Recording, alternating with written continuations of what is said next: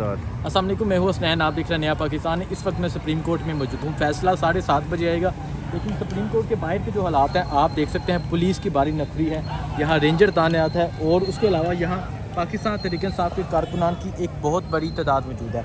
आप देख सकते हैं वो नारे लगा रहे हैं, ये पाकिस्तान तहरीक इंसाफ के कारकुनान है और इसके अलावा यहाँ किसी पार्टी के कारकुनान नज़र नहीं आ रहे।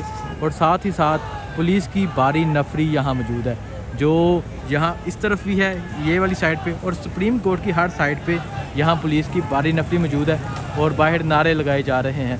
अब देखना ये है कि 7:30 बजे क्या फ़ैसला आता है। जज साहबान ने 5:45 का टाइम दिया था, इंतज़ार करते रहे, लेकिन अब 7:30 का टाइम है।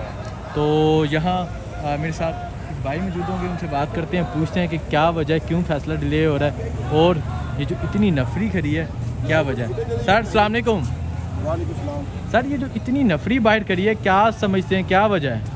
ये फैसले का इंतज़ार कर रहे हैं। देखें आप, लोग पहुंच चुके हैं, इस वक्त फैसले के इंतज़ार में हैं। वो फैसला सुनने आए हैं। अभी 5:45 पे फैसला देना था अदालत ने और उसके बाद फिर डिले कर दिया गया। अभी इत्तलात अंदर से आई हैं वो यही हैं कि 7:30 बजे दोबारा फैसले का इंतज़ार है। अब 7:30 के बाद कौन सा नया मज़ीद टाइम दिया जाता है, इसके बारे में अभी कुछ कहना का अभी कुछ नहीं कहा जा सकता।